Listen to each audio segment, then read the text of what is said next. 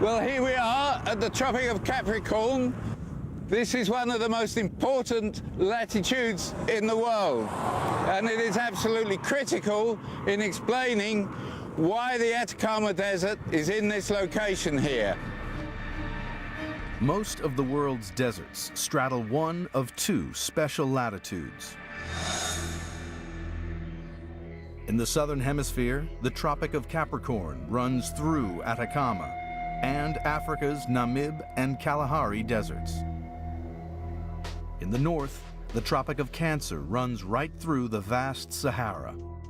At these particular positions on the planet, the air is extremely dry.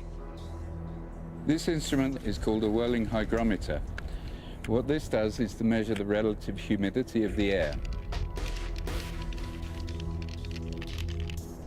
And the reading on here gives us a relative humidity of 10%. That's really low, really low. There aren't many places in the world where you get a relative humidity as low as that. It rains 3/100ths of an inch a year. It would take a century for Atacama's rainfall to fill a coffee cup.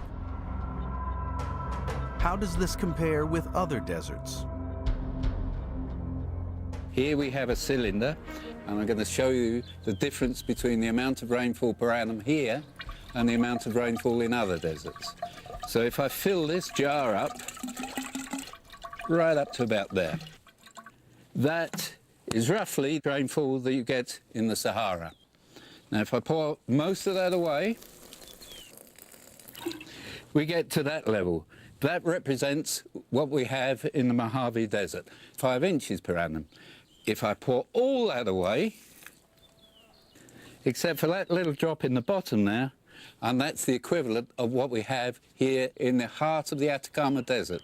That is such a small amount of rainfall that it means it's the driest place on Earth. At the equator, moisture-rich air gets heated by the sun and rises. As this hot, wet air flows away from the equator, it quickly sheds its water as rain. By the time it reaches the two tropic latitudes, the air has lost nearly all of its moisture, resulting in no rain on the land below.